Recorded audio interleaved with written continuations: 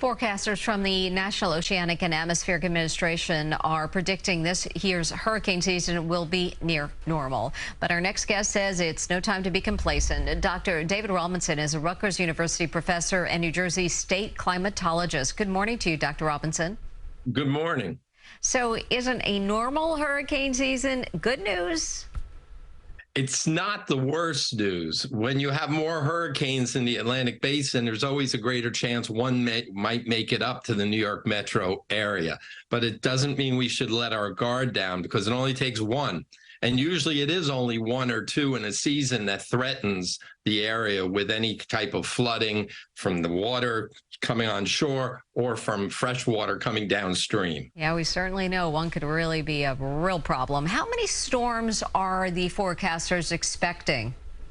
They're calling from in the ballpark of 14 storms, which is about normal. That's named storms, with about half of them, or 7 or so, as hurricanes, and a few of those as major hurricanes, category 3 or higher, something that's very rare up in our neck of the woods. So about a normal season.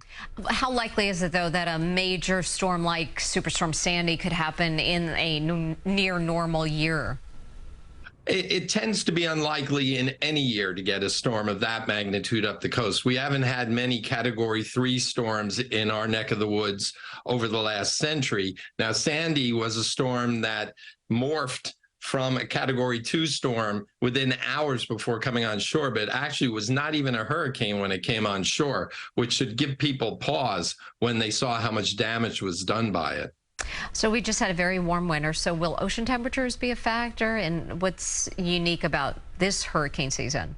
Yeah, that's a great question, because we've just looked. The first 5 months of this year in New Jersey were the second warmest in 128 years of record. And that translates itself to warmer temperatures off the coast. And that's what concerns me the most. When a storm comes up this way, it is fueled by ocean warmth, by ocean temperatures. And if the temperatures are higher, the storm is likely to maintain its strength further up the coast. Not necessarily more storms, but stronger storms.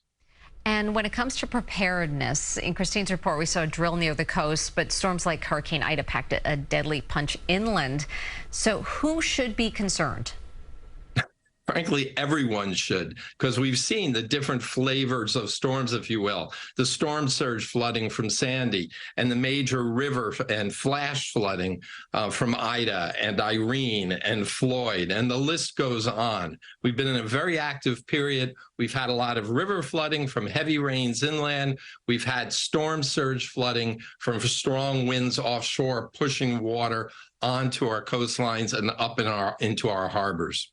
So what's most important takeaway for everyone as we buckle down, get ready for the hurricane season?